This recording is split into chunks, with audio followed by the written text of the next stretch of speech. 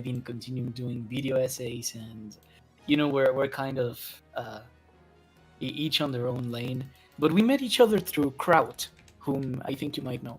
I know Kraut, yeah. Yeah, yeah, yeah. So yeah, I started my presence online as one of Kraut's artists. Oh. Uh, in his channel, the pull and pulls, and eventually I started making videos on my own. So yeah, it's pretty much like an Yeah. orbiter situation. You're a much bigger creator than I am, that's for sure. Oh, I've been around for a while. It's largely because of that, I guess. I've You been debated Stardust. Did you win? I debated her on one of her meme debates, which was how many holes are in a human. That was like a very long time ago. I guess that if you look for it, you'll find it. damn. But I was just confused out of my mind. I think I was also doing weed during the debate. So yeah. Where is your I art? You can find it on my channel or on my subreddit, I guess. Sorry for interrupting. No, no, But no, you no. can go ahead. I started out in the Riley Grace Rochon community, if you know who that is. Mm. I heard RCR, but I don't know who that RGR. is actually. Who is that person? It's a trans content. I don't think she does much content creation anymore. She's a lawyer I see. from Maryland. Many creators are from Ooh. Maryland. Yeah. And what does she make videos about? Getting involved in real life politics. Okay, that's really nice. Yeah, I find that that's very rare with people who are in like the online sphere. Well, Yeah, I I've I told. usually avoid references to real life politics because there's a risk I would dox myself. Okay, yeah. Because I. yeah, because my family was involved politically, I actively. see. In my They case, my family was not in politics, but my family has always been political.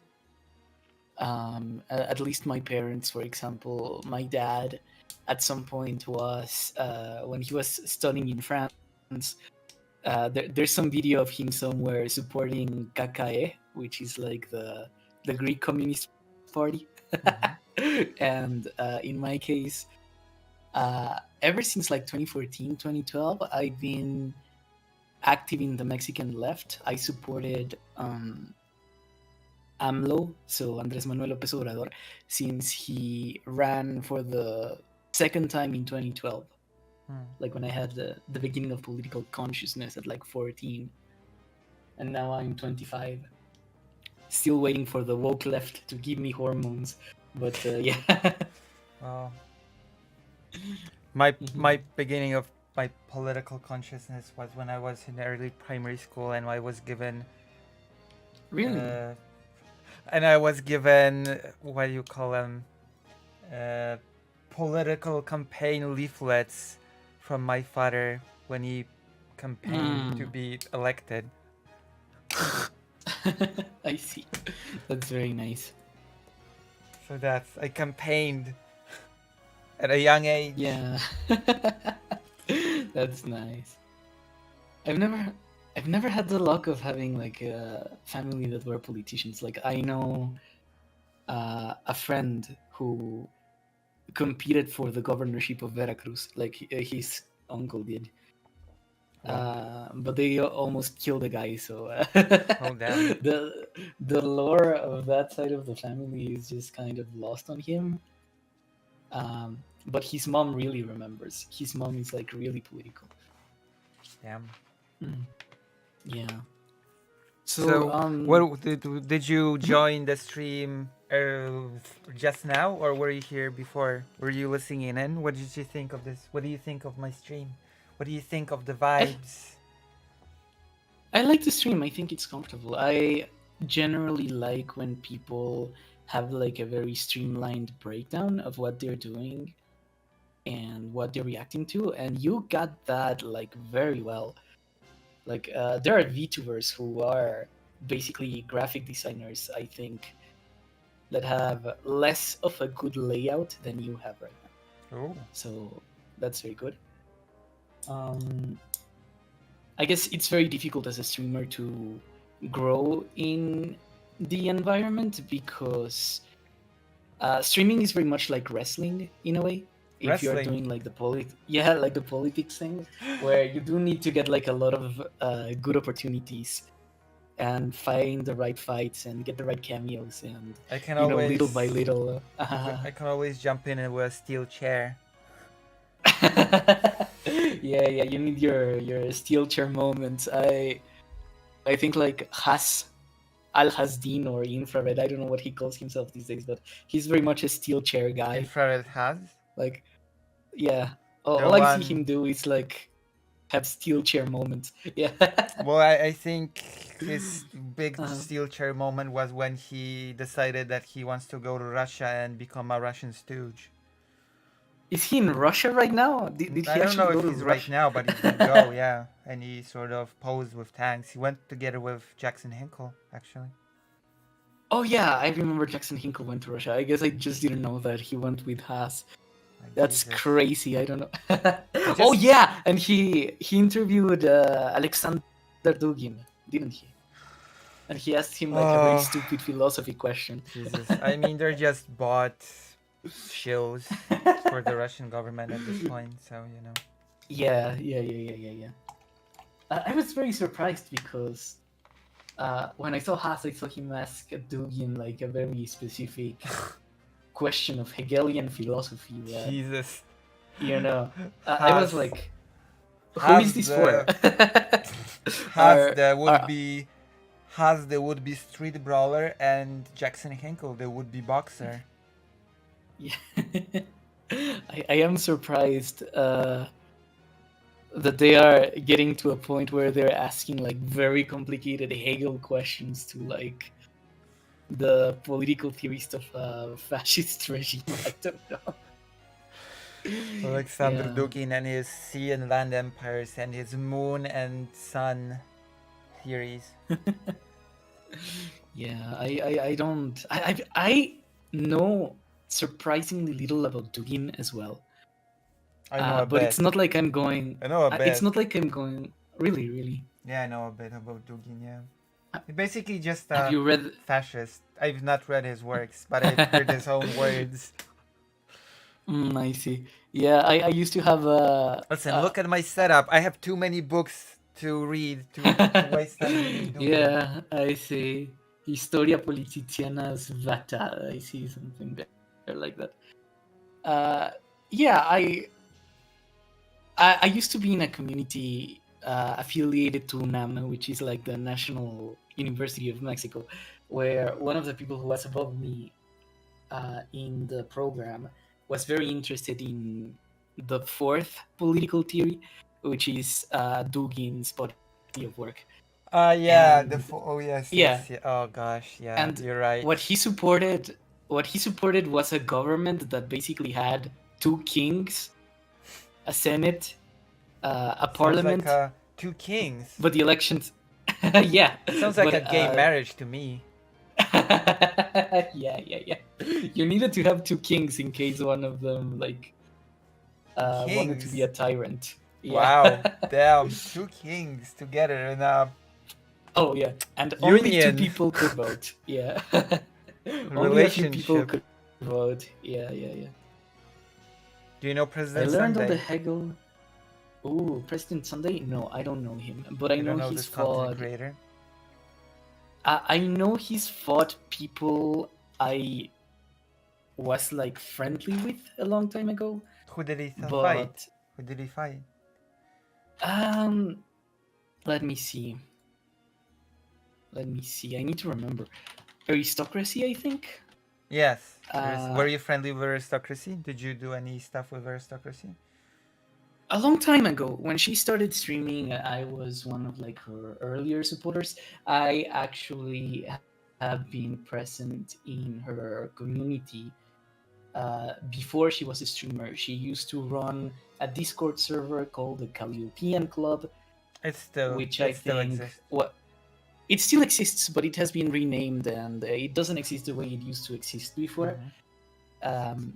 I thought the previous community was better, and I don't really like the direction she's taken politically. You mean But the Zionism? Yeah. But I understand that she's very personally affected by a lot of the things that are happening, and you know, you have to be, ultimately, when you disagree with someone on things of this sort, ruthless with systems and ideologies, but patient with people. And since I knew her as a person before I knew her as a content creator, I try to think of it from a place of patience. But I think on most issues I disagree with what she's made of her presence ever since. And I left her server like 6 months ago, 8 months ago, something like that. I'm a Polish Jewish person that's not very Zionist. Ooh, really? Yeah. How come? How come am I What's not your Zionist? I guess you can tell me like your views in general. Like, I mean, now that you bring it up. Not like actually in Poland, Zionism was not historically very popular. I'm not sure if you know this. Really? Yes. I don't. I wouldn't have guessed so, given how many before the Israeli war, prime ministers had been Polish. Before the war, there were like 3.5 million Jewish people in Poland. Was like the second biggest Jewish community in the world after the US, I believe. And many Jewish people in Poland simply did not really get on well with the idea of Zionism before World War II. Most religious Jewish people said that there's this nice fragment of Herzl's associate. You know who Herzl was, right? Yeah, Theodor Herzl. Yeah. Well, one of his associates went to, I guess, convince people to his cause. He went to Poland, and he said that Polish Jewish people are the weirdest in the world. The heavily religious Jewish people pray 3 times a day for the Zion, but when they're told to just go to Israel, they super object. You know? And the enlightened Jewish people of Poland say that the idea of Zionism, that any enlightened Jewish person will find the idea of Zionism disgusting. I see. And there was also a third sort of big faction called the Bund, which was basically a group of Jewish socialists. And they were also totally against the idea of Zionism. Their idea was basically, why would we go to a faraway land with deserts where people already live, where we can just make workers' life better here? Yeah, be in Poland. That's very interesting. I don't know if... but most of the Jewish political... Yeah. Most of the Jewish political theory I'm familiar with is German, like Otto Bauer, if you know who that is. And Otto Bauer very much... Considering that Oh yeah, I was just going to say that Otto Bauer was very much the type of person that argued for a kind of Jewish particularism. So he thought, like, yes, we can be in Europe, but we need to be in Europe from a place of certain distinctiveness. Right. Because, we still... There were those two... In Western Europe, there were these two views. One was that Jewish people must assimilate, right? And the second assimilate or being like segregated communities, but within... Assimilate as in just become the citizens of the country that they lived in. Yes. Like in Germany, just become Germans, etc., etc. And the Herzl's alternative to that was to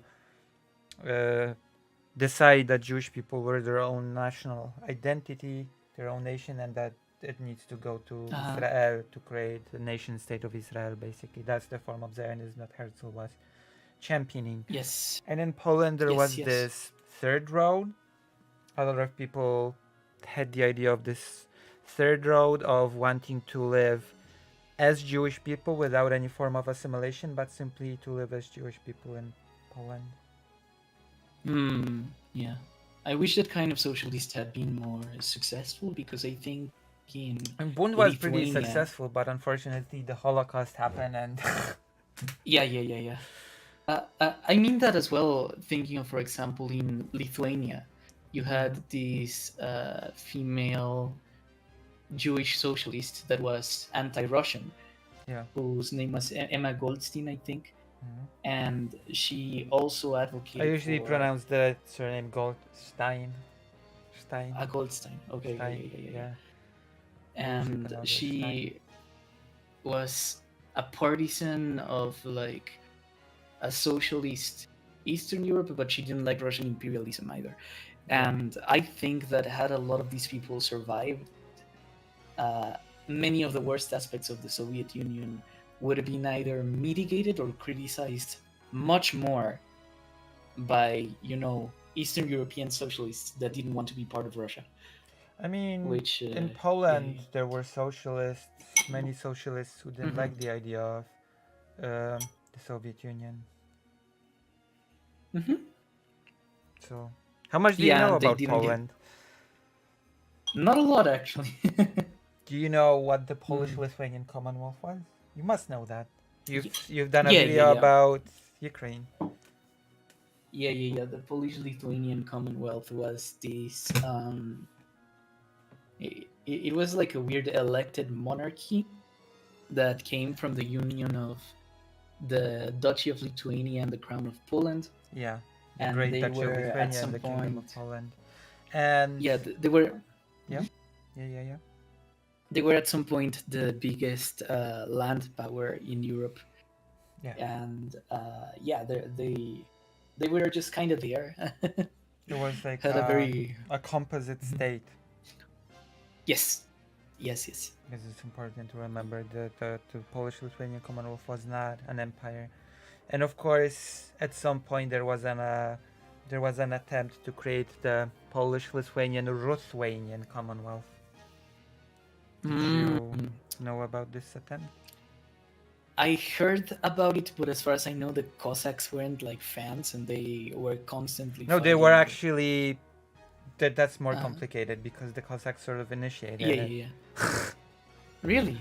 Yes, because they thought that the deal with Russia was not as that began with Bogdan Khmelnytsky was not as good as they thought it would be. Like there was this infamous or famous, depending on how you want to look at it, meeting between the Cossacks with Khmelnytsky and the Tsar of Russia, and the Tsar said, "Okay, I guess you're gonna swear loyalty to me now." And the Cossacks said, "Oh well, hold on a moment. In the Polish-Lithuanian Commonwealth, the way it works is, we swear loyalty to you, but you swear loyalty to us as well." And the Tsar was like, "Well, that's not how that works here. This is nope, that's not happening." And they were like, "Oh, well, we're expecting something else. We were expecting a little bit of a different deal." And the Tsar said, "I am altering the deal. Pray that I don't alter it any further." Damn, that sucks. It's so funny. What's funny? Did you watch the Tucker Carlson interview with Putin? Yeah. Basically, Poland is responsible for everything. Poland caused everything. Lithuanians were basically Russians, even though Lithuanians are not even Slavic people. But they were basically Russian, and then Polish people Polonized them. Ukrainian people were definitely Russian, but then Polish people tainted them. There is this beautiful moment in that interview when Putin gives to Tucker Carlson a translation of the letter of association that Khmelnytsky signed in order to join Russia. But he very importantly said a translation. He didn't say what language it was from, and it was in Ukrainian. Oh, technically he spent. speaking, at that point it was still Ruthenian, wasn't it? I think it was Ruthenian. It was a Ruthenian Ruthenian. language. It wouldn't have been called, but I don't think at that point they've separated the two languages separated as much as because Ruthenian also includes Belarusian, mind you. Yes, but at the time being, I think there was a Russia, there was a Russian language that was written down, particularly for the purposes of Christianity and what have you. But the Cossacks were speaking a different language, or at least at the moment a different dialect, than the Russians. Like there was very much of course, because Ruthenian, Ruski is not the same. Ruski is not the same as Rossiyski. Yeah. Do you speak any of those language, any Ruthenian language? I mean, Polish shares 70% of vocabulary with Ukrainian. I mean, I guess, but I understood that Polish was like a thing of its own, kind of. Yeah, it is. Yeah. Okay. I mean, I can understand a lot of Ukrainian. I can speak it. I can speak broken Ukrainian. I'm learning, but yeah, I can. What? They're mutually more understandable. Ukrainian people and Polish people can understand one another better than Russian people and Ukrainian people language-wise. Yeah, I've heard that before. Russian had. That's why when I go to Ukraine, I can understand a lot when people speak Ukrainian. The more people switch to Russian, then the less I understand. I start losing people when they actually start using more Russian. But when they use Ukrainian, sometimes it's so similar that it's almost like just hearing Polish. Yeah, we have to keep in mind that, in I forget the name of the province. It was Galicia, I think. Galicia, yeah. It used to be, when it was in Austria-Hungary, a joint state of Poles and Ruthenians. Keep in mind that the Polish-Lithuanian Commonwealth was also that. The Polish-Lithuanian Commonwealth basically had a lot of today's Ukraine in it. And there was a big interesting conference of historians, and a Ukrainian historian put forward a very nice thesis that during the Union of Lublin, do you know what the Union of Lublin was? No, what's that? The Union of Lublin was the thing that basically created the Polish-Lithuanian Commonwealth. It was the union of the act of creating the union of the Kingdom of Poland and the Great Duchy of Lithuania. I see. And the Ukrainian historian put forward that at that time, Ruthenian nobles, of course, naturally existed already within that whole structure. And they had very distinct titles, very distinct language, etc. And the historian puts forward that those nobles were very comfortable in their way of, very passive and comfortable, accepting things passively.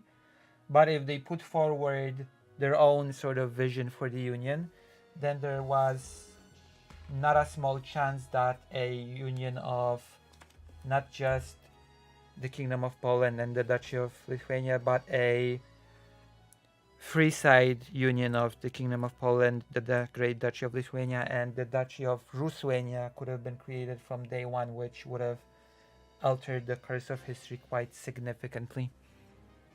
I see. Okay, yeah. Because then you would have had the Ruthenian nobles that would have domain over their whole their land, which was basically today's Ukraine, and things would have went a little bit different. Yeah, maybe. We'd have to discount the fact that the Crimean Tatars were still there, and they probably wouldn't have liked that, but I don't think it would have changed anything from the perspective of Really? Crimean Tatars. I mean, they were still part of at that point, they were still part of the Ottoman Empire, weren't they? They were there, I think, but they still were doing raids into the wild fields. Yeah, If they I were, remember but right. the creation of the Polish-Lithuanian Lithuanian Commonwealth would not really change anything in that regard. From the Okay, perspective yeah. of the Tatars, it So just they would could have change continued doing. it would just change the administrative sort of division of the country. It would it would create this whole third separate body, the Duchy of Ruthenia, which would be part of the Union. And probably. I've heard that. Yeah. I've heard that Eastern Europeans today are very interested in creating something like that again, the Intermarium, I think it's called, which is this like belt of countries that connects the Black Sea with the Adriatic, I think it's called. It's a bit more complicated than that, I think. I don't think Ukrainian people and Polish people are really interested in creating a joint country. Well, not a joint country, but like, a union. Like, you know what the Visegrad, of course you know what the Visegrad group is, but something like that, but for... I mean, there's already the Lublin Triangle, if you know what that is. What is that? It's basically like this economic and political pact between Poland, Lithuania, and Ukraine, which harkens back to the Union of Lublin with its name, the Lublin Triangle. What does it imply? What does it mean to be a part of that? It was created mainly for the sake of cooperation with when it comes to what's the term, economy, as in but one of the main goals was to help Ukraine to move towards the European Union and NATO. Those were the big goals of the Lublin Triangle. I see. Yeah. Okay. I can even bring it up. The Lublin Triangle is still exists. Sure. I see. That's right. Are you tired? No. I'm just arriving home. The Lublin Triangle. I guess I've underestimated the extent of continued cooperation between Poland and Ukraine. Well, it's been a bumpy road considering certain parts of history, but it's a regional alliance of free European countries, Lithuania, Poland, and Ukraine, for the purpose of strengthening mutual military, cultural, economic, and political cooperation and supporting Ukraine's integration into the European Union and NATO. The Lublin Triangle Initiative invokes the integrative heritage of the 1569 Union of Lublin. Okay. All right, that's good. That's right. So it's would you say it's like a small European Union within the European Union? I guess. Or sort of. Okay. Some people call the Polish-Lithuanian Commonwealth European Union. I would think Austria-Hungary was like a more comprehensive attempt to create that. Sort of, but it was more of an empire. And the Polish-Lithuanian Commonwealth was actually more of a political union that was created through a consensus rather than conquest. There's a really good book, by the way, on this topic. In English. It's called, if you really are a nerd like me, it's called The Oxford History of Poland-Lithuania, Volume 1, The Making of the Polish-Lithuanian Union. Want me to read a little bit of a summary of the book? You want me to read out the summary? Sure. I'm listening. The history of Eastern European The history of Eastern European is dominated by the story of the rise of the Russian Empire, yet Russia only emerged as a major power after the 1700s. For 300 years, the greatest power in Eastern Europe was the union between the Kingdom of Poland and the Grand Duchy of Lithuania, one of the longest lasting political unions in European history. Yet, because it ended in the late 18th century in what are misleadingly termed the partitions of Poland, it barely features in standard accounts of European history. The making of the Polish-Lithuanian Union 1385 to 1569 tells the story of the formation of a consensual, decentralized, multinational, and religiously plural state, built from below as much as above, that was founded by peaceful negotiation, not war and conquest. From its inception in 1385 to 56, a vision of political union was developed that proved attractive to Poles, Lithuanians, Ruthenians, and Germans, a union which was extended to include Prussia in 1450s and Livonia in 1560s. Despite the often bitter disagreements over the nature of the union, they were nevertheless overcome by a republican vision of a union of peoples in one political community of citizens under an elected monarch.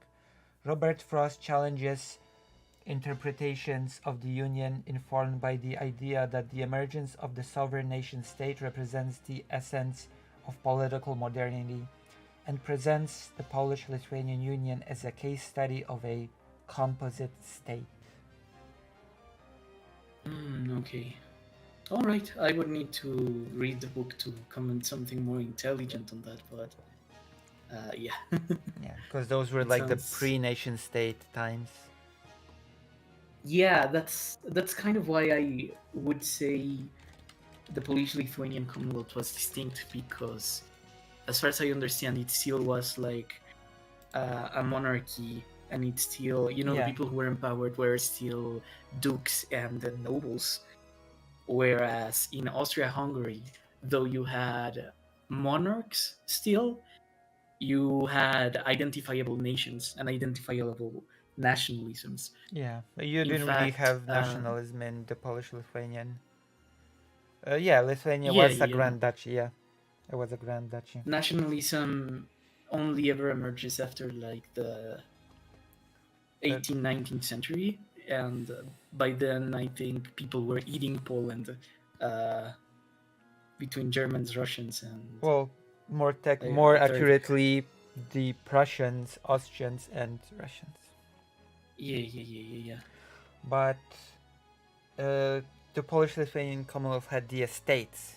It was an estate-based country, not a nation-based. So if you had land, that meant you had like. An estate basically means class, if you will.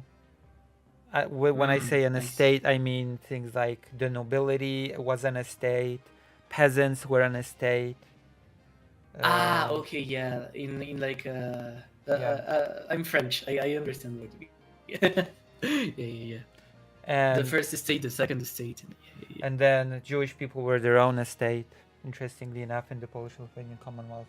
Really? You had a Jewish estate? Oh. Yeah, because you might learn, once you start learning about the Polish-Lithuanian Commonwealth, actually Jewish people, that was when in the Polish-Lithuanian Commonwealth, it is said, at least by some historians, that it had the biggest Jewish community in the world, and Jewish people enjoyed a golden age under the Polish-Lithuanian Commonwealth. Which that golden age incidentally ended with the Khmelnytsky uprising. Because Khmelnytsky sort of ended up slaughtering a lot of Jewish people. Yeah. It's a very... Yeah. It's a very involved and big history. But I'm technically speaking a history streamer, at least to some degree, so, Yeah. Excuse us, I should say, for not like looking at the chat too much. States like France, yes. These nuts greater ain't honestly one of my favorite of their quotes, says fake Alec Carl Parker, after donating $5, for which I am very grateful. Oh, there's you're streaming on Twitch and on YouTube. I I'm can only see you streaming on YouTube, on sadly. YouTube, but I also have a White Forest page. Oh, I see. That's interesting. I should probably get one of those. Yeah, you should. Mhm. Like, you know, you're friends with not Saryadai. Uh, We have I five have to say, mutual. We have 5 mhm, mutual friends on Discord. I see. Yeah, I you have to have say. talked to Natsuerudite. She voiced a historical figure in one of my videos, but we are not like regulars nor Twitter mutuals, not anything of that sort. We're more like acquaintances. Hmm. I've heard she's very involved in like the Destiny space, Mm-hmm. and I have my reservations with the Destiny space. I have to say, Don't most of but the people that we have mutuals with, aren't most people from our mutual friendship group in the Destiny space in some capacity? I think so, but I am not. I try to be very careful because I follow Destiny, since a very long time ago. Back Mm-hmm. when I used to watch him, he used to be like a League of Legends Oh, streamer. I was Way about to before. say a StarCraft streamer and Justin TV. No. That's like Not that old, long old. ago. I'm yeah. Not that long ago. God, I was like watching him when he did collabs with like Pokimane, for example, Mhm. with Lily Pichu, which are like the offline TV people, Mhm. and yeah, he was just kind of around as like the angry gamer dude, I and think he had beefs with the StarCraft players as well when he was a yeah, StarCraft.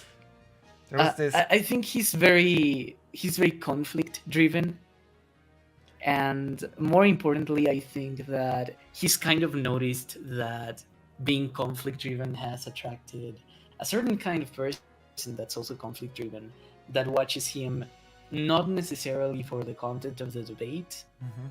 But but for for the the pleasure excitement of of the. Yeah, watching a heated conversation. Yeah, interesting. and I don't think that's good politics. I don't think that's good politics, and I think it creates this space where, people see themselves as like wrestlers, wherever they go in and Well, fight and you've shit. seen my 4 hours debate. What did you think of that? Uh-huh. I think you are probably in homage of these kind of debate sphere, but the difference I see that you have is that you are very literate. So someone who talks to you can have a learning experience if they actually bother to engage you and not just do like the humilitainment aspect of debates, Mm-hmm. right? So Right. it's very different when you are debating someone or talking to someone who has expertise in something and then they can actually provide insights I've than when debated you are loner debating box. someone. Oh, really? Yes, twice. I don't know him that well. I've been on a stream with him and he was just like blank faced looking at the camera. I found him very strange. But Strange. he seemed like a nice guy. Yeah. Very strange. I debated him Yeah, twice, and since the second debate, he's been raiding me from time to time. I know he's collabed with one of my friends, Beast Process, making a video on Israel and Palestine. With whom? I don't. Who did he collab with? Beast Process, who is one of my long-time YouTube friends. Wow. I don't know what what the relationship is like today, but yeah, I'm. That's the end of my knowledge of Stone Toss. I mean of what's his name again? Stone Toss? Oh, no, the guy, the That's purple guy, Lonerbox, Loner. yeah, Stone yeah. Toss was Stone Toss is the comic book guy. No, I believe the bigoted comic book guy. This is how little I know about Lonerbox. I kind of forgot who worked his name. Hello, But Cordelia yeah, and Estelle. yeah, I think he's. Do you think I should debate I don't know. Destiny? I don't know. What would you want to debate him for? Like, what's Trans there to rights. debate? Is he pro-trans? Is he anti-trans? I He's don't know anti. what's the opinion. He showed pretty anti-trans women in sports stances in the past. Ah, I see. Well, if you want to. I don't know how I feel about like the sports question, but I have to say that I'm a trans woman, but the only sports I practiced for most of my life He's gone. have The been best sport. like I've done individual things like running, swimming, Oh. Do you know Go? and gym. Go, like Yeah. the game, The board the game. the board game. Yeah. That's right. I know it. I know it. Listen, There in was a Korea. time. Yeah, there was a time. Uh, there was a time when I first entered my math degree where I was trying to program like a thing that could play Go, but it's so much more complicated than chess. So you know the Like, rules. no, You know how to play it. I know the rules. I know how to play it. Yeah. I'm pretty good at it. Yeah. Oh, really? Yeah. It's very nice. It's Yeah. and in Korea, that's why I call it a sport. In Korea, it just happens to be under the Ministry of Sports. Mm-hmm. Ooh, okay, interesting. Yeah, that's right. It's being governed by sports. It's considered a sport in Korea, so that's why I say that's my sport. Oh. I see. Is it a sport in China? Do people It might be. It might be. Mm-hmm. And of course, I've seen the famous anime Hikaru no Go. Hikaru no Go. I have not watched that, sadly. You should. You should. It's good. It's people get mad, but I say it's better than Death Note. Okay, those are fighting words. I will have to like watch because it. Because I even do the comparison because it's drawn by the same artist. Mm-hmm. Oh. Yeah, Hikaru no Go is the earlier manga created by this artist. The plot is written by a different person, but it's drawn by the same person. And by the end of Hikaru no Go, the characters really resemble the characters that later appear in Death Note. Mm-hmm. And of course, they've done the duo that made Death Note, then went on to create another manga called Bakuman. Do you know Bakuman? Mm-hmm. No, I don't know it. Bakuman is basically about two young middle schoolers who decided to create manga together, and their journey to basically creating Death Note. Wow. Okay. Yeah, I've been off the manga scene for a very long time. Those are actually pretty old titles that I'm giving you. I know, but I'm. I got into it in like 2010. Mm-hmm. 2010. The Smolensk plane crash year. Yeah, I watched another. Then I watched Mirai Nikki, and it gave me a thing Mirai for Nikki, abusive women. like a very yeah. Wow, Mirai Nikki is a pretty wacky series. Yeah. I had to work myself out of Mirai Nikki in therapy for real. But it's a story. It's a story, that's for sure. Mirai Nikki. That's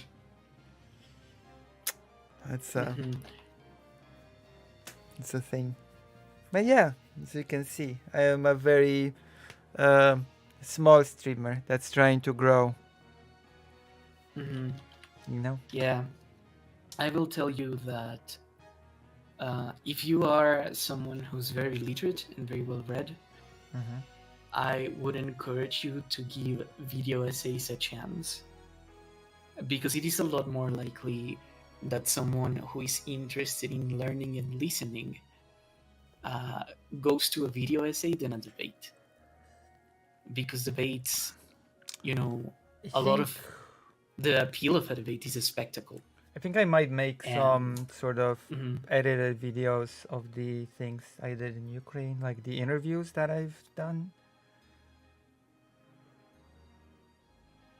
I've had some interviews in Ukraine with organizations. Really? Who's... Save Ukraine, for example, the organization that retrieves kidnapped children from Russia. Mm-hmm. Yeah, I've heard about that there were like 20,000 kidnappees. Yeah. And they were like so crucifying I them.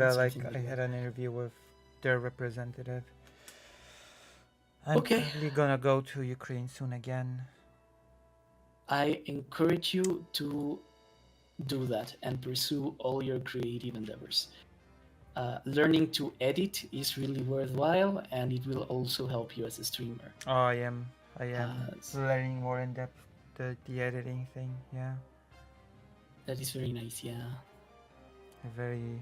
yeah. I do everything myself. I draw my... What did you debate? Oh yeah, I draw you're an amazing artist. Yeah, I draw my assets. I draw my thumbnails. I've been editing segments on my own as well. I'm too poor to hire a editor. What did you what did you debate Loner Box about? There were two debates. One of them was about when the Holocaust started, what year. I posited that sort of we can basically count the starting point of the Holocaust as far as the Nazis coming into power in 1933. As posited by a famous Polish historian, a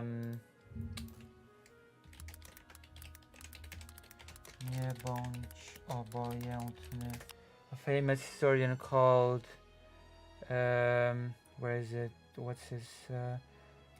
I keep forgetting. Marian Turski, famous Polish historian, who also happens to be an Auschwitz survivor. So he's like 90-something at this point, I believe. And he still gives lectures. And he basically says that from his perspective, Auschwitz did not fall from the sky, yes? And that the road to Auschwitz started with small things like German people being segregated from Jewish people and benches at the park. And then, slowly those things escalating until people became desensitized. That it was like this process. And the beginning of this process, you could very well say, marks the beginning of the thing itself. Just to think about it. I see. Okay.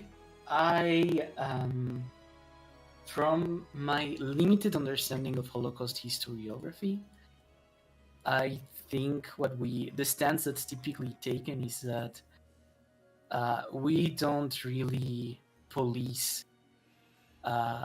who was or wasn't a victim of the Holocaust, because we know that a lot of people in many different ways were victimized, right? So when J.K. Rowling, for example, said that trans people weren't victims of the Holocaust, what she meant was that trans people weren't like the majority of people killed in Poland, for example, but the Holocaust did aim the extermination of a wide class of human beings that the Nazis considered social undesirables. And we had the pink triangles after all. There's a whole book that I have on somewhere around here. Yes. It's called Dem. It's all about it's dedicated by a Polish author, a book about the persecution of the LGBT by the Nazi regime. It's very interesting because it sort of starts by her recollecting going to a memorial of the Holocaust in Poland, I believe, years before writing the book, and asking, hey, what are those people with pink triangles? What is that about? And the curator of the thing was like, well, there were not really many of them. They were mostly German, and they were mostly harassing other prisoners. So, hardly victims, really. And the author said that she was like, and then she Yeah. sort of decided to write a book giving the voice to those who are, especially in Poland, sort of forgotten about. This Yes. book that speaks about the victims that are not being spoken about because they're part of the group that kept being undesirable even after the Nazi regime had perished.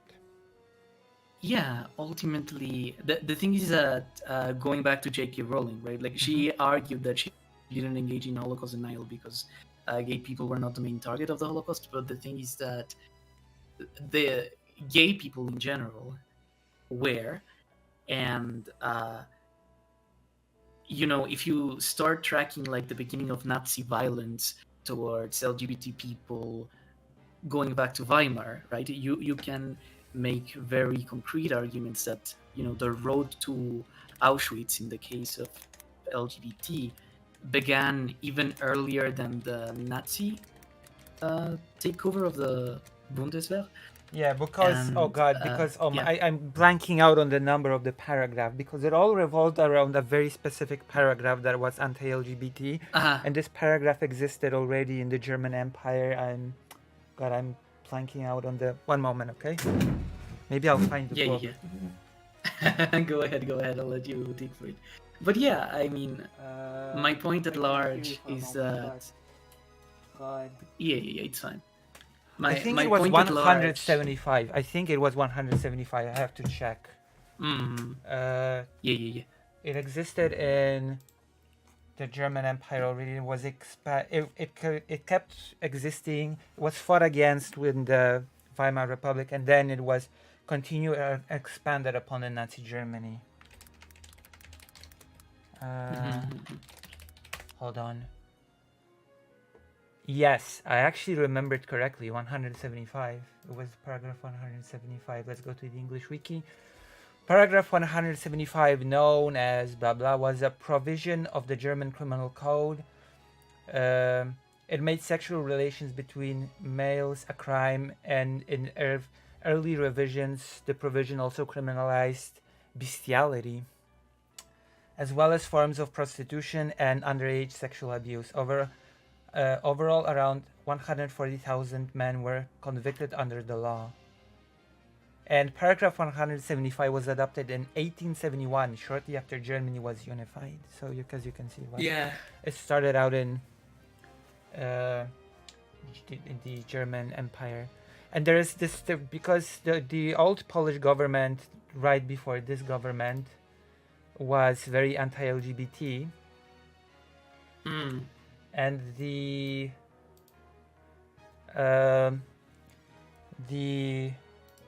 people that took part in the Warsaw Uprising actually protested about this, and they invoked the pink triangle. I'm gonna show you a little bit of a video. Are you ready?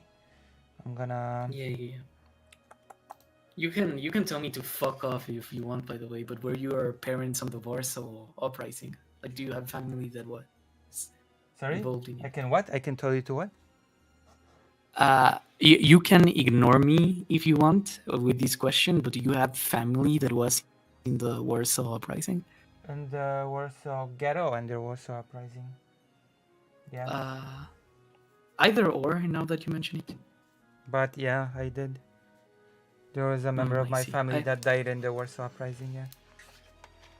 That's sad to hear, but I'm glad they were standing up against Nazism. Well, I'm a Schrödinger Jewish person. There's a reason why I add the Schrödinger part.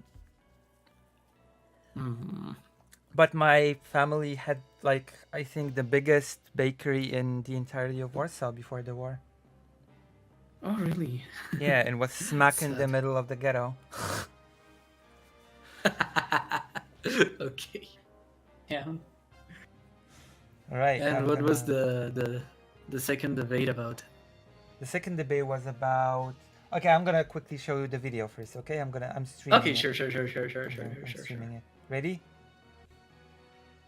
Yeah, I'm gonna make the game. I'm gonna make the game quiet. Okay, ready? Okay. I see it. Okay. Okay, I have to turn the sound on. Stavska. I see this word a lot. What does it mean? Jesus, why is it? Why does it keep muting? That's what the hell. Okay, what the hell's wrong with this video? The sound just won't stay on. Okay, you know what? I'm gonna find this video somewhere else. Whatever. I'm gonna find it not on. Sure thing. There you go.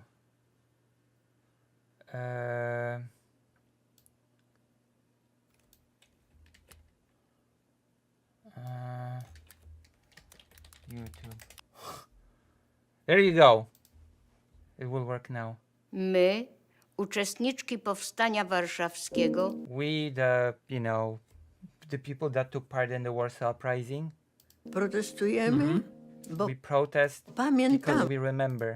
Najpierw był First, there was the Pink Triangle, the homosexual Yeah, prisoners, różowy trójkąt, potem gwiazda, and then the Star of David, a na końcu my, and at the end we. powstańcy. tamten faszyzm pochłonął O. miliony istnień. That fascism took the lives of millions of people. A teraz, gdy się mówi, że osoby LGBT to nie ludzie, And now the government says that the LGBT are not people. otwiera się równie przerażającą perspektywę An equally terrifying perspective is opening wykluczenia. W czasie of exclusion. powstania walczyliśmy o szacunek i godność dla wszystkich ludzi. During the uprising, we fought for the dignity and respect for all people. Dla wszystkich. For all people. Nie bądź obojętny. Do not be indifferent. My, And that's the video. You know? Okay, that's very nice. Yeah, all right. And the second debate was about Israel-Palestine, actually.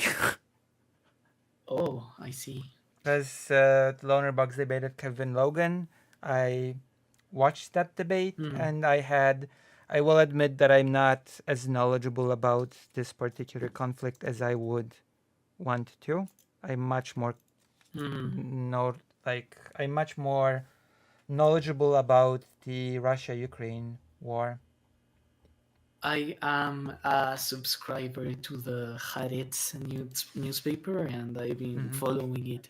And but I since they see I had certain disagreements, like Loner Box said in that debate that I reviewed, that things like depriving Gaza of electricity does not constitute a war crime, and I sort of disagree with that. I will say that defining what a war crime is like something that's mostly in the land of jurists.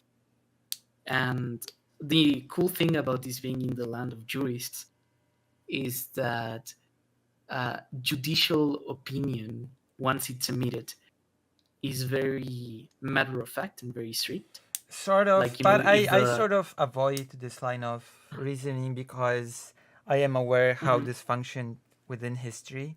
If you go back to, like, I'm a subscriber of the thought of Lemkin, Rafał Lemkin, you know, the creator of the Genocide Convention. Okay. The person that wrote it. That not all laws are necessarily good, and if you want certain change, you have to even change the law or make the law. Because, for example, I would agree with that, but yes, I'm gonna give you a pretty big example of a thing that was a matter of fact and was pretty well. Lemkin created his whole genocide convention in order to combat that, basically. So you know when the Armenian genocide happened, right? Yes, during the First World War. Some of the perpetrators of the Armenian genocide were basically then made persona non grata and thrown away from the country, or had to run away themselves.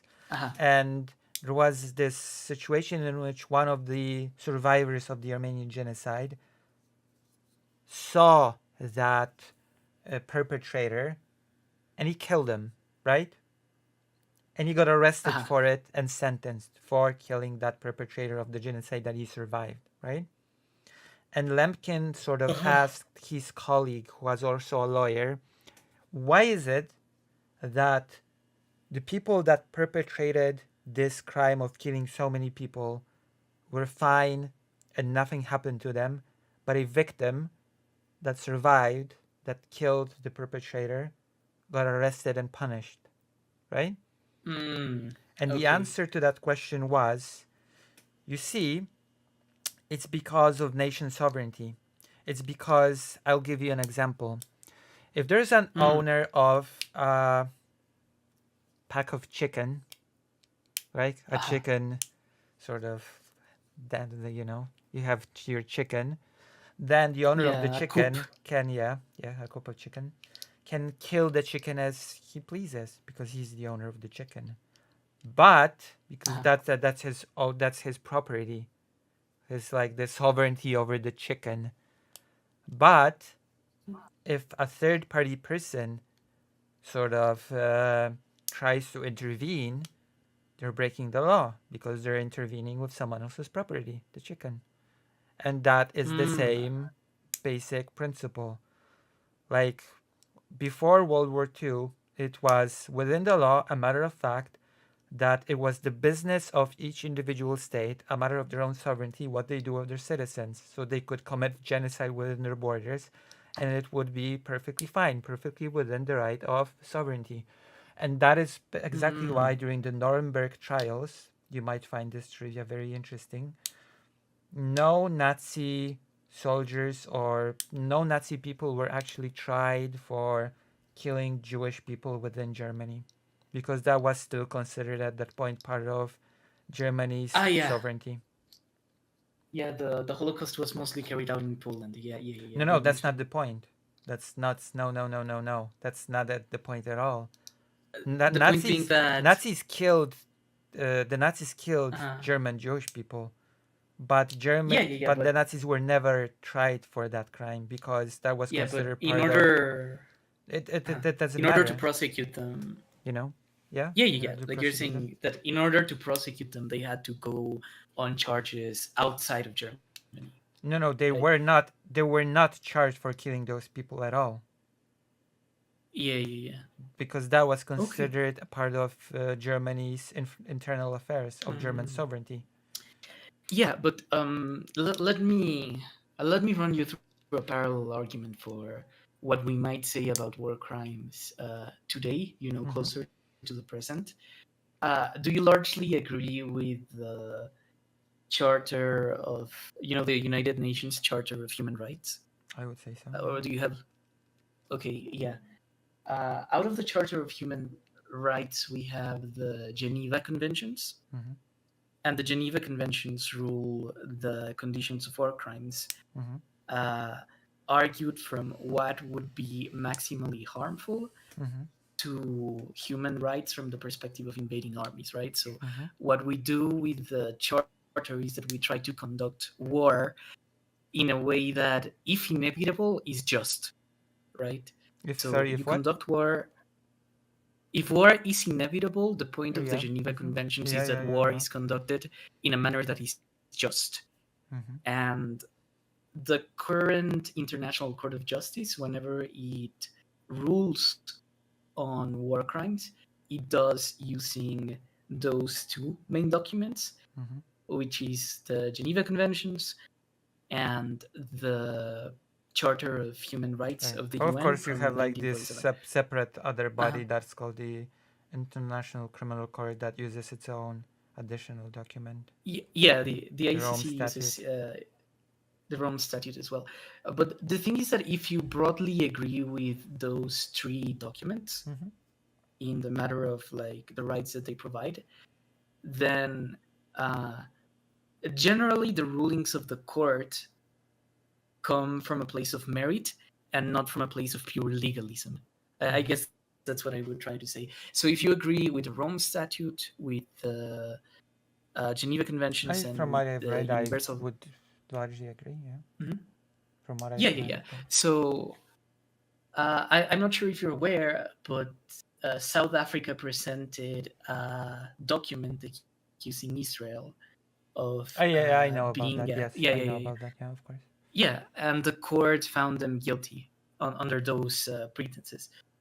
Well, the So court found who guilty? Israel, like Wait, they no, were they didn't find declared. them guilty. They said that that it's that there's a plausibility there for continued investigation. No, Yeah, they didn't find them guilty of genocide. they said that the accusation had Merit, merit yes, yes, to yes, yes. warrant An yeah, investigation. like Yeah, that's not an the same as investigation. finding them guilty. Exactly. Yeah, Yeah, but that's it's still like way away from that conclusion. but the thing, one of the items listed in the accusation of the South Africans was precisely that about, restricting a people's ability to access resources. Right, and electricity And would be among them. Yeah. and electricity would be among them. Yeah, there are also other things that you could consider forms of like. Because I guess Loner Box's Uh-huh. argument was that electricity is not really a necessity, and I argued that it What? is because there are many Uh-huh. things. There are many crucial um, parts of infrastructure that actually depend on electricity. Things like life support systems in hospitals and other things like that. That sort of that. After all, like it did become a pretty big crisis when the electricity was cut off in hospitals with those life support systems. I am not sure if electricity is a right in the Universal Declaration, but Human Rights Watch, if I remember right, criticized Lebanon in 2023 for not providing the right to electricity to its citizens. Mm-hmm. So, at least from the perspective of the Human Rights Watch, depriving someone of electricity is deprivation from a right. Right. So, I guess you could argue that energy infrastructure is a valid target in a war. So, if you're, for example, bombing the oil factories of the Germans, then you are targeting something that aids their war effort, and that's true. Well, but now we're entering the territory of discussing Russia bombing Ukrainian electricity sort of generators, etc. Yes, And Russians trying to freeze Ukrainian people over the winter. And I don't know. I've experienced the blackouts, and it's not a nice. You're right about that. You're right about that. But I think the thing is that you can hold Israel to a standard that you can't hold Russia here, because from the point of view of the Russians, they're not in open war with Ukraine. They're calling this like a special military operation. Of course, that stuff was sad, but we all know that. But yeah. Like we all know its scope. We all know they're basically coping that it's a war. That if you're doing a special military operation and you have lost more than 200,000 people, like that's.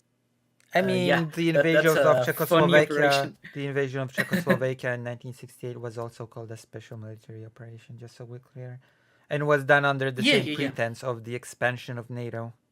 By the way. Yeah, my ultimate point is that Israel is at war. Russia is at war, but it does not recognize itself at war. So what Russia should be doing in a special military operation should be something a lot more targeted. Yeah. But I mean, there are targeting civilians pretty specifically. Yeah, but that's not something you do in a war. Yeah.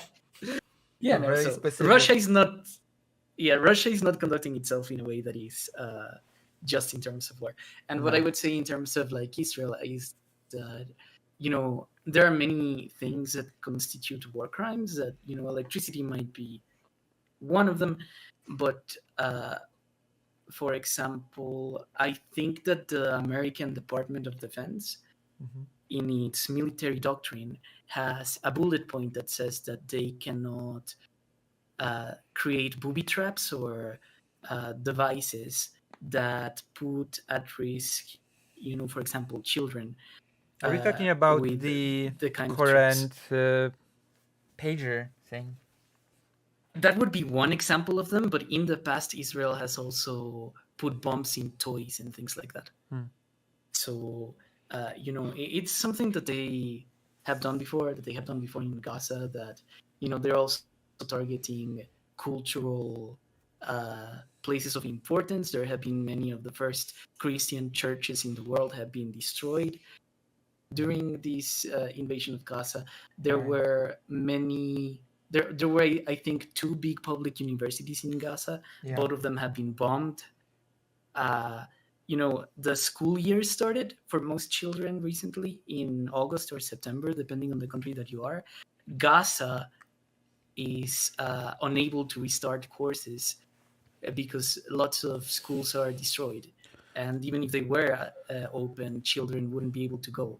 Interesting enough, we also sort of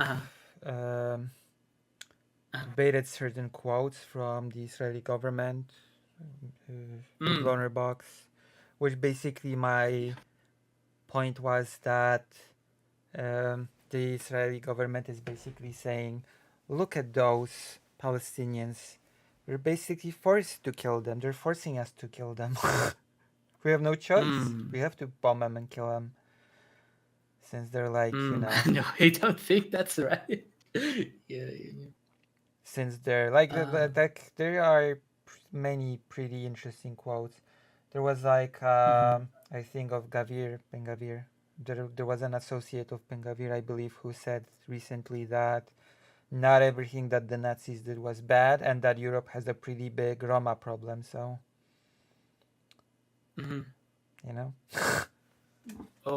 Oh shit. Yeah, that's a statement and a half.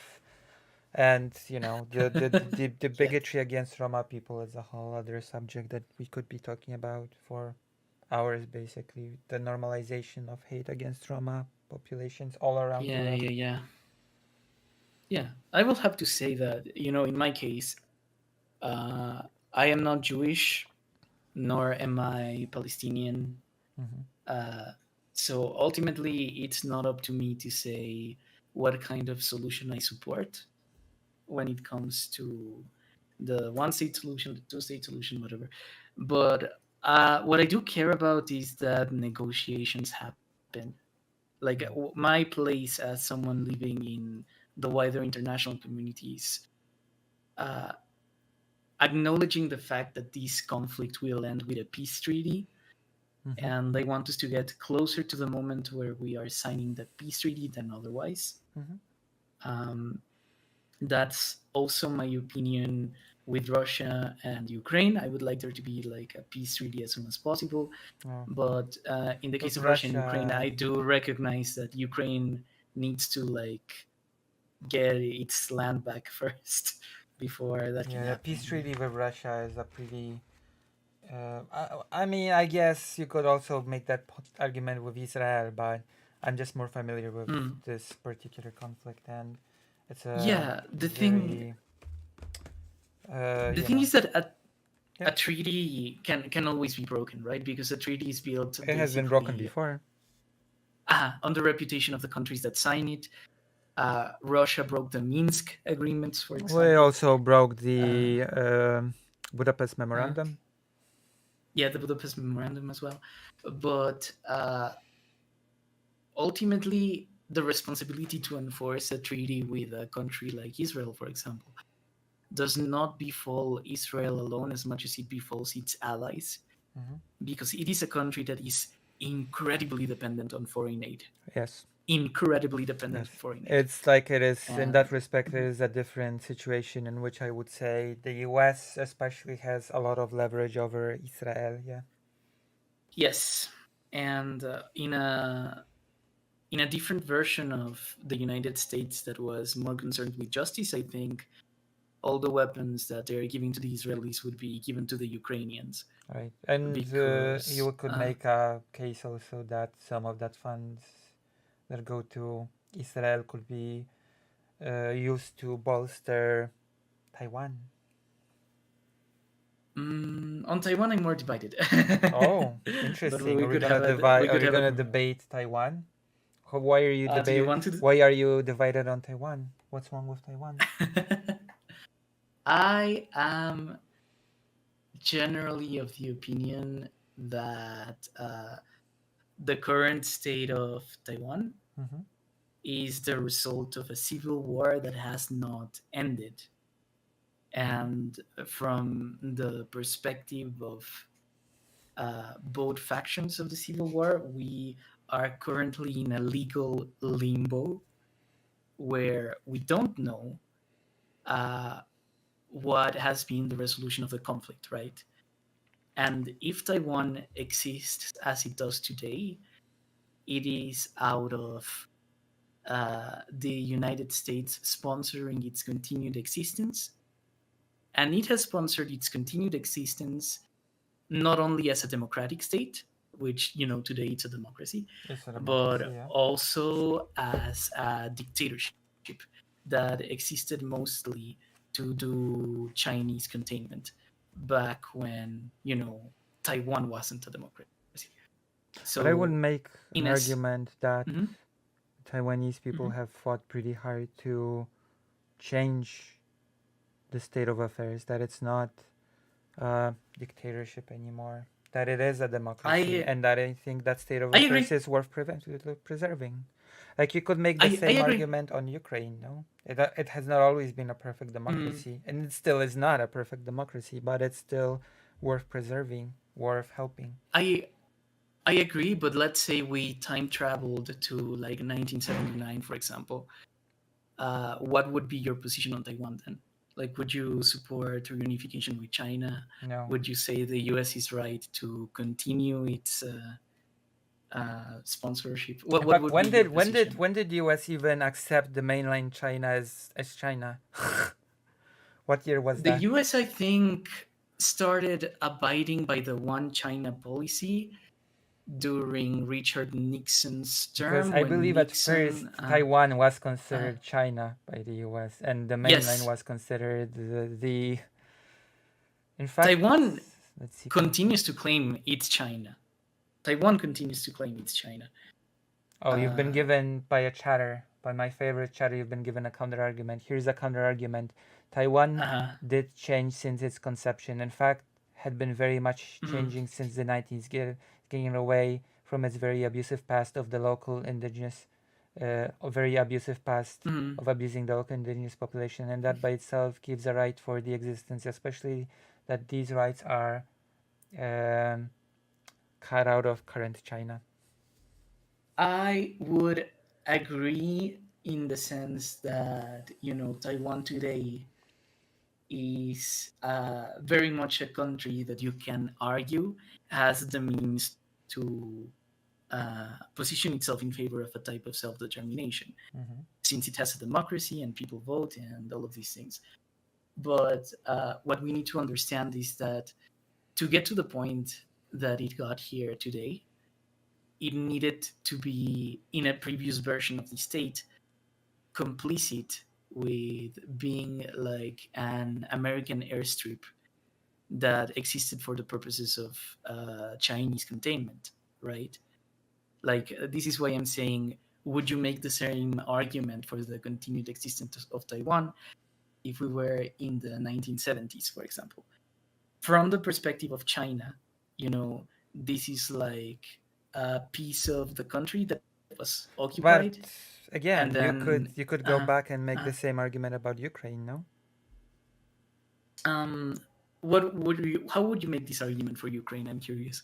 Well, you would go back to any past time when Ukraine was under a far more dictatorshipy regime and say that would it Uh, be okay to support it since it would just be used as a tool to contain Russia?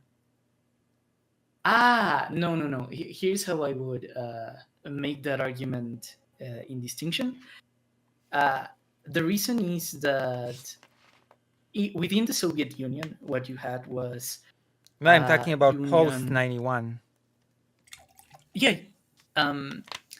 Yeah, yeah. In order to get to post 91, for the Soviet Union. You see, we need to observe the fact that the Soviet Union was like a union of republics, and Ukraine was one of those republics. It had like a defined border within that union of republics, and it had an administration that was separate from the federative Soviet administration within those republics.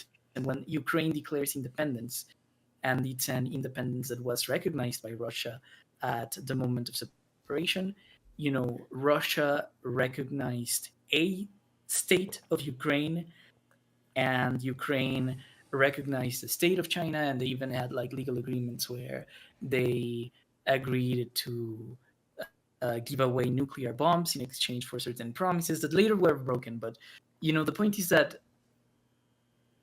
at some point in history, Russia recognized the existence of a Ukrainian state, even if today it's violating its borders. But China has never recognized the existence of an independent Taiwan. Oh, but the problem is that the problem with that argument, on the other hand, is that from the perspective of the world at the beginning, Taiwan was China and the mainland China was not China. Yeah. So you could make that argument, yeah. no? That it was Taiwan that never recognized mainland China as the true China, and then you flip the argument on its head. If you assume that those who escaped from mainland China were, I would say that would be just like American cope by large hand, because would you, with all the seriousness of the world, stand in front of Taiwan and say, "Oh yeah, China, the ancient civilization that is smaller than the state of Florida"?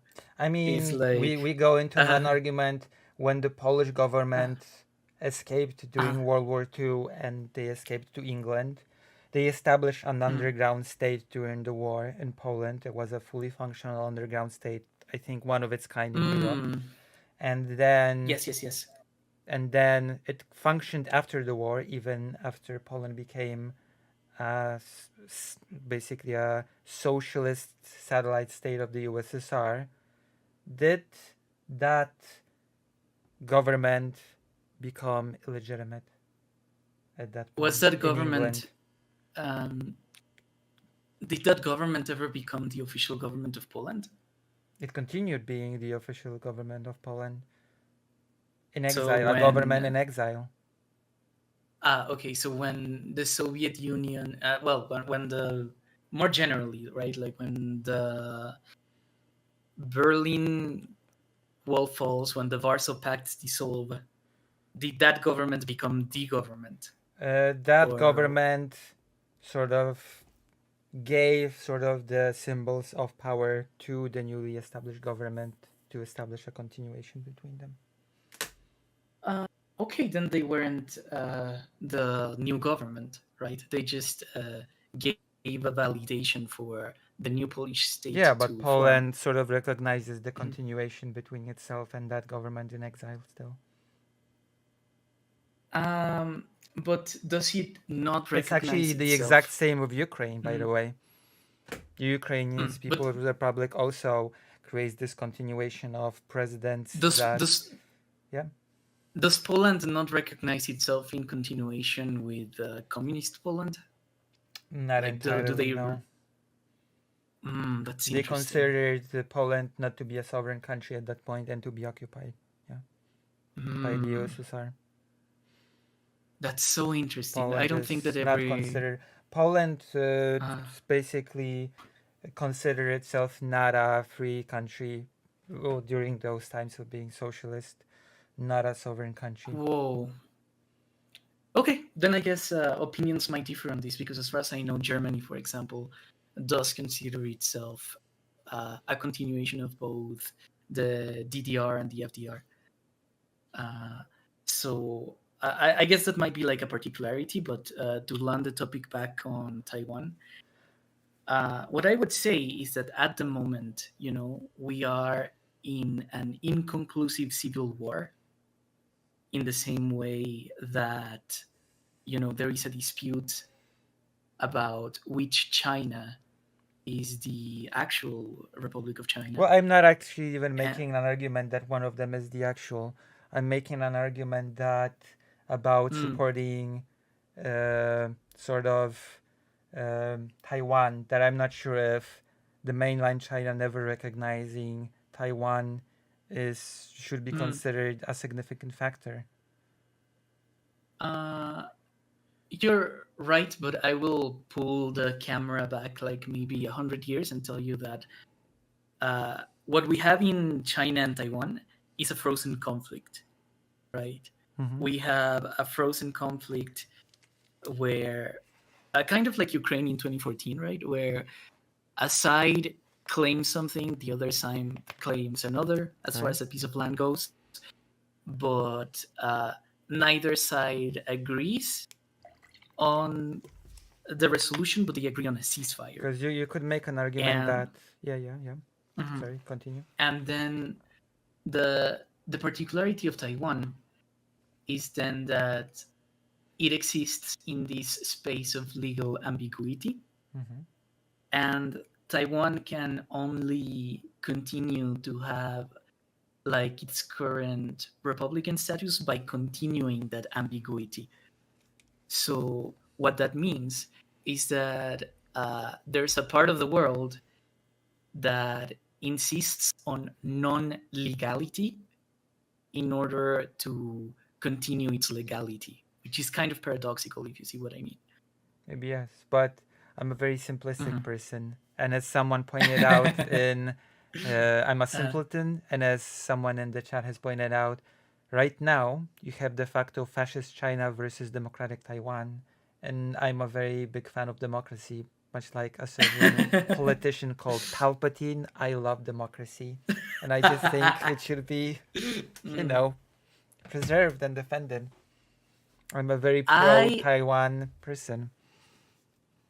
I understand that, and I respect that. Like, I think that the self-determination of the people of Taiwan has to be respected in whatever agreement ends up happening.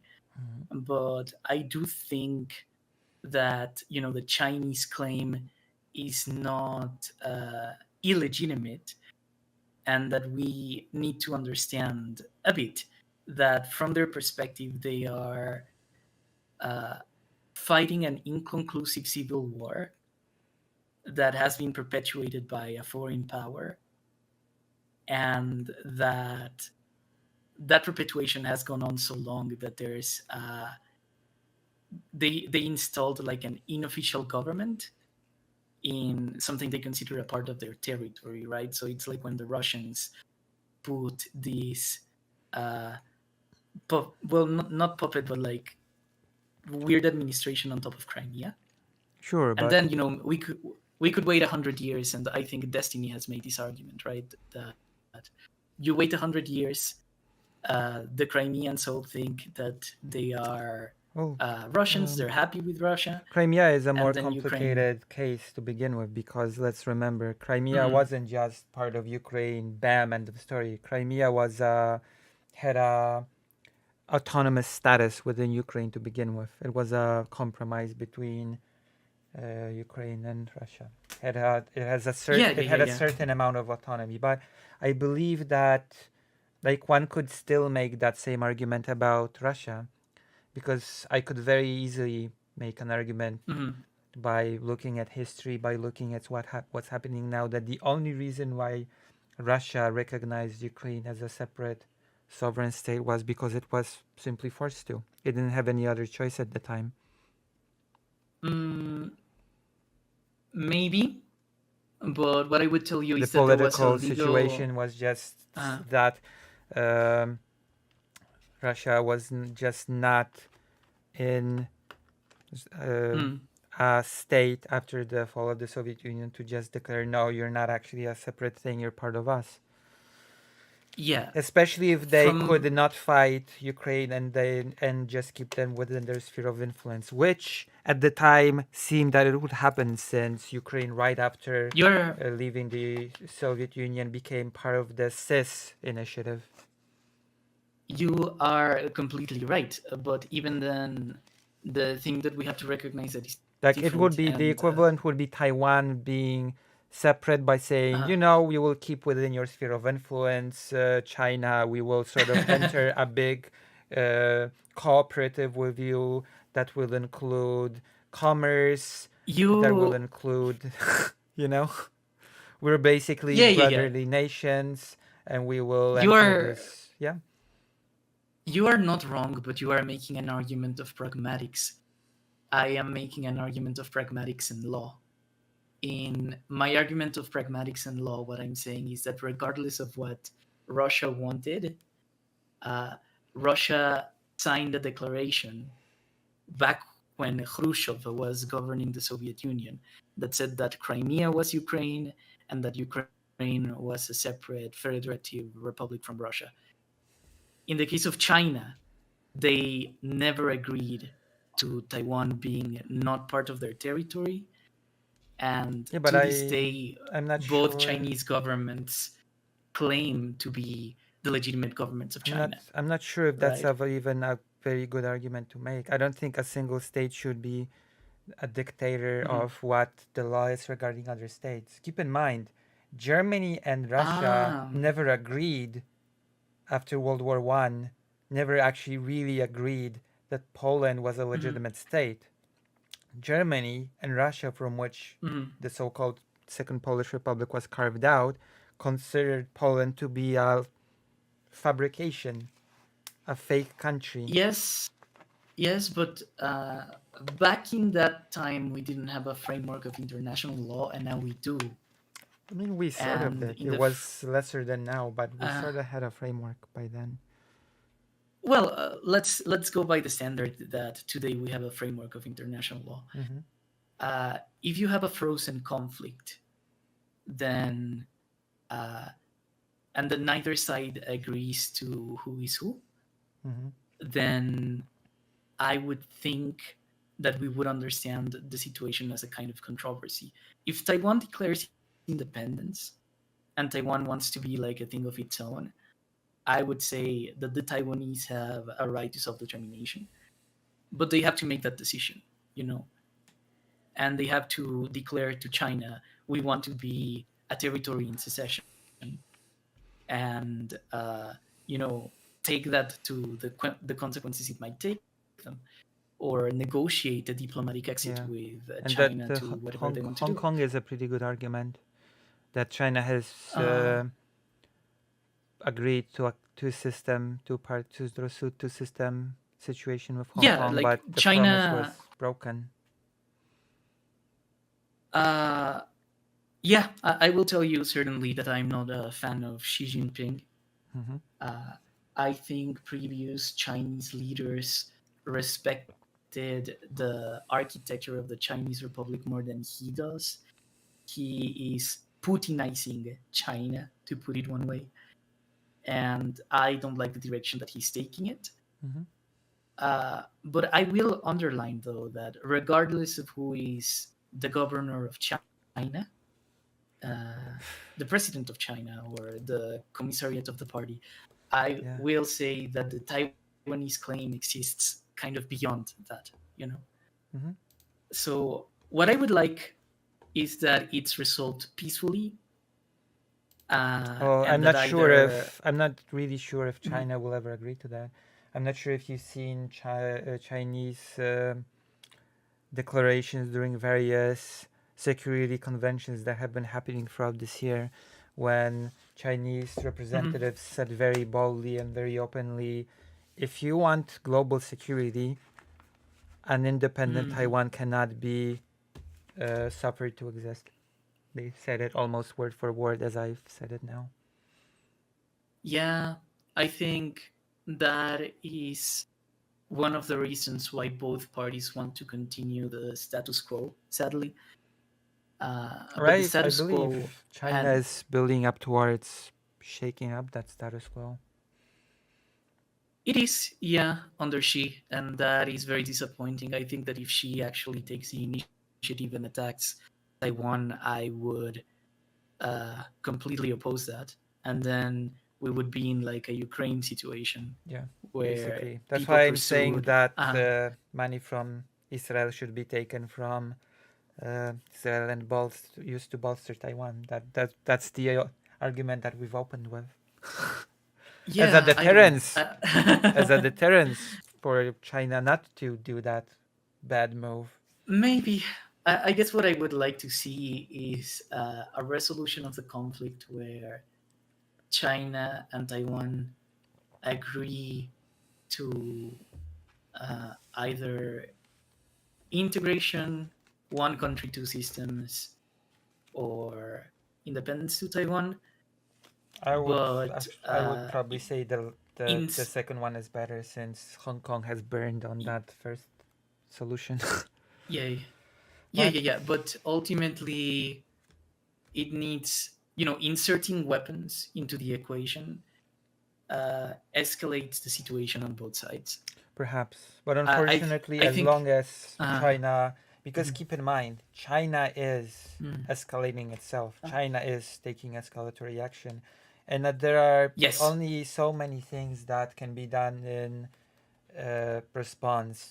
I think that the US can either match that escalation to sort of give a clear message we're not abandoning Taiwan, and if you're gonna try to escalate, we're just gonna match it, and you're just not gonna go anywhere with this line of politics.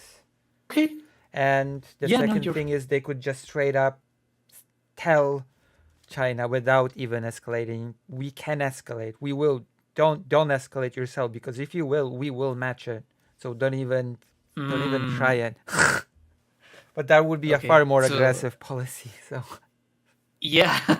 So let me see if I get your position right. You like the idea of the United States as, like, this third party in the room backing that Taiwan, yeah, makes of course. that makes sure that negotiations happen, uh, and that the two other people in the room don't beat each other up. Yeah. That's kind of how you see it. Or rather, that Don't you? one person in the room Mhm. does not, quite frankly, bully the other into submission. Right. And don't you think that? Do you think that the U.S. is doing this out of, like, the kindness of their hearts, Well, or do they? I don't think it matters. At the end of the day, it helps preserve Taiwanese democracy, and that's all that matters to me. The motives I of the see. United States when it comes to that help, they are sort of at this juncture secondary to me. I have And no what would? naive sort of there's no naivety in me that says the US is a kind and noble country that does it to, you know, defend Okay. freedom, justice, and the American way. Okay, but then what would have been your opinion when, like, Chiang Kai-shek, for example, was the sole was the dictator of Taiwan, It or depends, the because Republic of China? therein enter cold pragmatic politics that go outside of the whole moral equation, right? Like when Taiwan was a dictatorship, you'd probably not want to sort of support that. But the question is, would you want to in turn support the mainland China? I would have. I would have. I'm speaking as a Latin American, for example, that there was a time when the first Marxist president was elected in Chile, who was Salvador Allende. And he came to a government legitimately. He won the election in, like, a democratic system with electors. He formed a government and what have you. But then he was overthrown with the assistance of the CIA by Augusto Pinochet.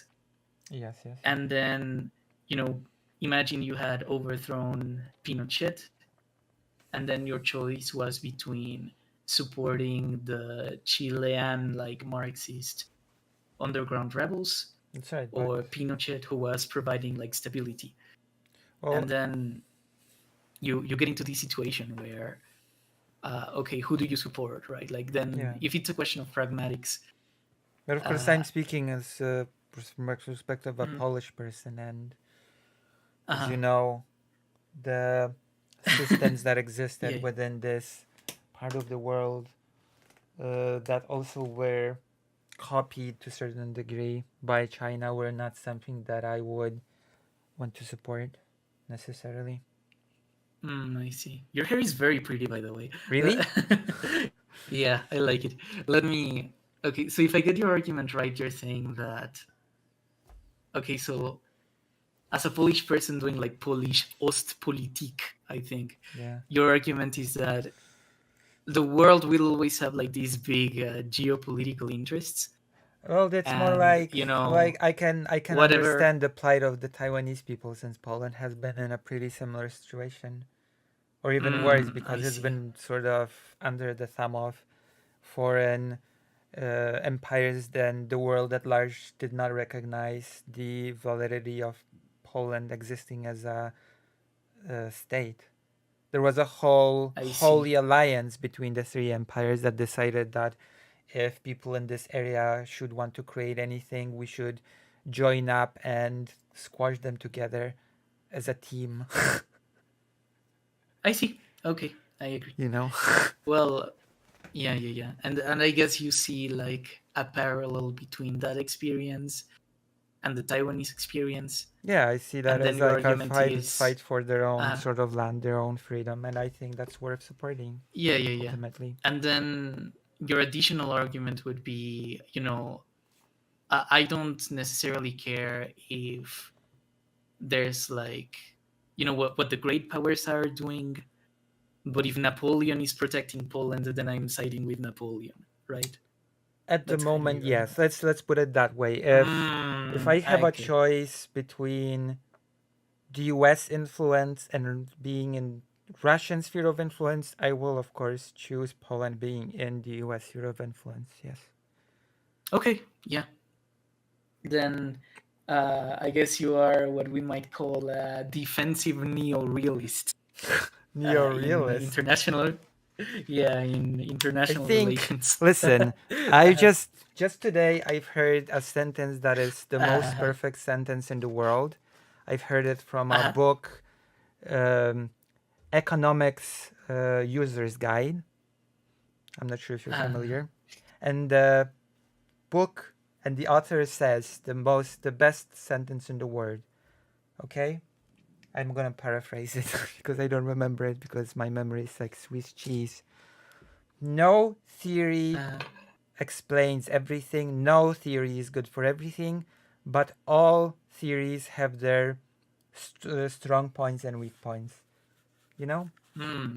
And I would say that applies Yeah, to international relations. I would say that depending on a single school is a mistake, and I would say that a more robust sort of looking into a wider pool of schools of international relations and seeing what from them is a strong point and what of them are the weak points is like that that is a very academic response, and I love it. Yeah, like the ideologies are your tools in a laboratory yeah, rather than basically, yeah, deciding the things. lens of Okay, analyses, you could even say. okay, yeah, I agree. Then I guess here we might be in a bit of an impasse then, because I think I you won. said I think I won. okay. I guess your point is that you would rather side from the pragmatics with a system that you think is better able to provide like uh, a certain cadre of rights and freedoms, let's say, Yeah, that you prefer to the to alternative. the alternative. What Yeah, I Yeah, what I would say is that ultimately I am in the side of the resolution of conflicts when it comes to the full application of justice. And for the full application of justice, you can't have legal limbos. And that's kind of that's kind of where I'm coming from. But if you are mm-hmm. saying that you value more, uh, the possibility that Taiwan can continue to develop in this way that it's Yeah, developing, then there's probably nothing I can say to convince you then, because your values are pretty much in the side of Taiwan continuing what it's doing, yeah. whether what it's doing ultimately serves some like higher ideal of international Puritan justice, right? So yeah. I think it's about respecting what the Uh-huh. people themselves want in Taiwan, and they've chosen democracy, and they've, you know. Let me problematize that argument a bit with like a little thing. Do you think the American South had a right to secede based on self-determination? No. Why not?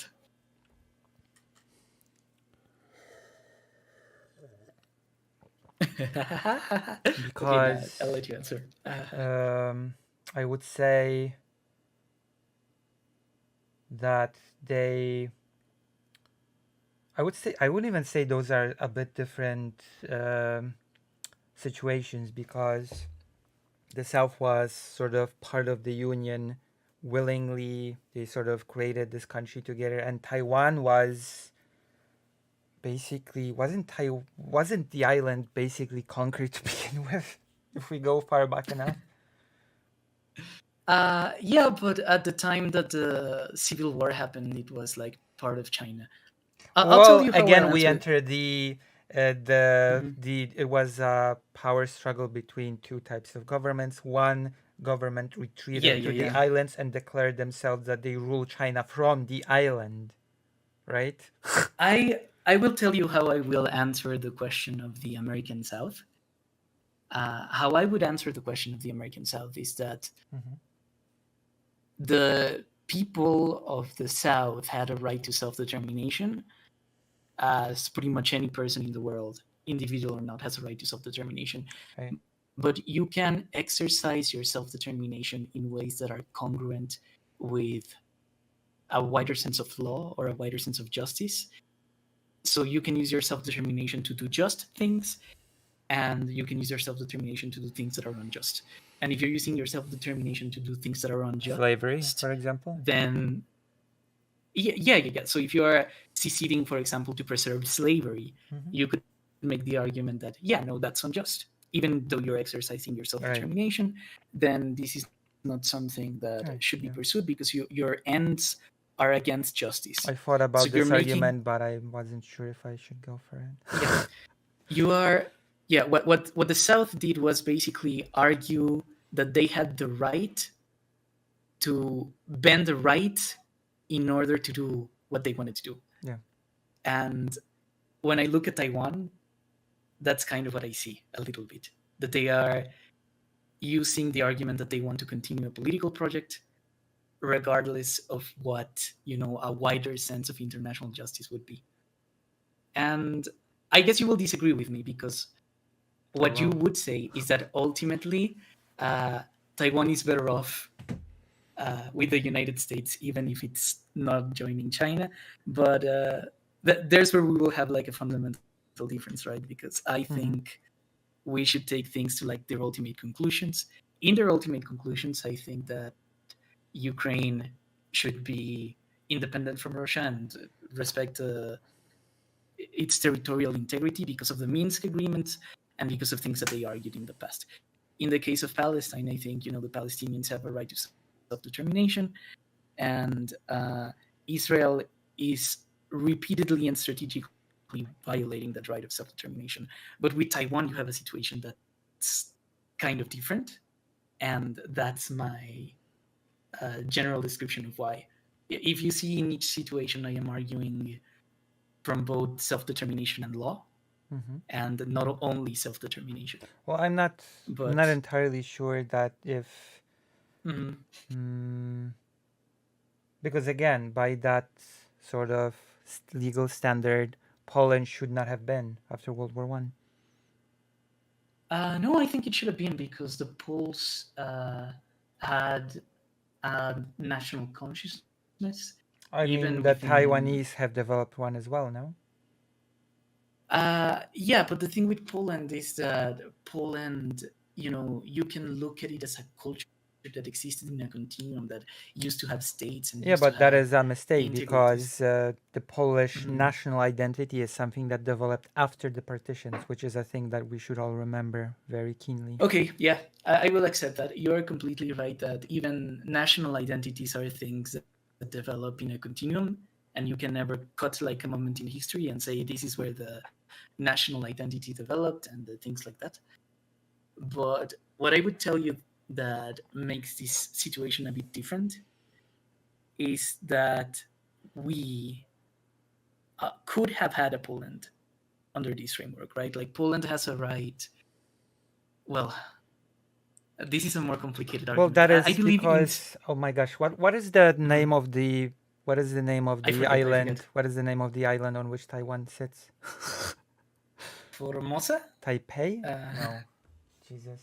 no, Taipei is the city, Yeah, the yeah, yeah, yeah, capital yeah. of Taiwan. God, Yeah. Taiwan. Because keep in mind, Formosa. yeah, The because Portuguese. there was because keep in mind, if you go that route, then you could say in Taiwan there was a thing that formed before, sort of a separate country that the Formosa thing, and that you could say that For was a proto Taiwan, and by the same token, Taiwan was something that could have been no. the very sad thing is that Formosa was a Portuguese colony. So no, I don't think so. Well, Yeah. it was the thing that I'm talking about is more like a thing that formed opposed the Japanese, and there was a whole thing. Yeah. There were indigenous people. I guess historiographers would disagree on whether those indigenous people had something like a state. Oh, they But sort yeah, of there were had, yeah. indigenous people, and they really disliked the Japanese. Like in fact, the Kuomintang, which is like the conservative party of Taiwan that keeps insisting that they are part of China and is the most like pro reunification party, uh, has the votes of the indigenous people in Taiwan You're not even by one and of large because those. they are But you could by make and that large. argument, that historical argument, that this proto sort No, no, of no. Taiwan state existed, and that could mean that just as Poland could have existed, Taiwan also could have existed. Yeah. I'm making a separate point, which is that Yeah. these indigenous people that vote for the Kuomintang largely vote for the KMT because they are remembered as the anti-Japanese party, Mm-hmm. right? That they fought the Japanese out of Taiwan, and the Japanese were terrible to the Taiwanese natives. Well, the So Japanese were terrible to everybody when they were an yeah. empire, basically. Nobody remembers the Japanese empire fondly. Yeah. In Asia, I'm at making a least. video on Japan soon. Oh, by the way, That's going to be very challenging. Poland during World War II declared war on Japan, and Japan basically rejected it. Like Yeah, they no, were like, you're yeah, not yeah, we understand, Poland. Wink, you're declaring war on us. We know you're brainwashed by the West. We're buddies still. It's okay. We get it. We get it. We get it. Yeah, we're at war. Wink, wink. We're at war. We understand. It's all good. That is actually what Okay. happened. Factually, So historically, you sad. can look it up. Yeah, okay. I'll be making a video on Japan soon, so I can add it as trivia. maybe yeah, maybe you can. If you watch it, I can come back and we can discuss it if you like. Yeah, of course. More Okay, cooperation well, is good. I think I will have to take my leave soon. I hope Me you too. enjoyed this conversation. I did. I found It was you supposed to be very. very. Yeah, you find me very. No. I find you very intelligent, and I wish you a lot of success in Thank all you these very things much. that you're doing right here. Yeah. Okay. Then I'll be taking my leave. Bye bye. Bye bye. I still think I won the debate.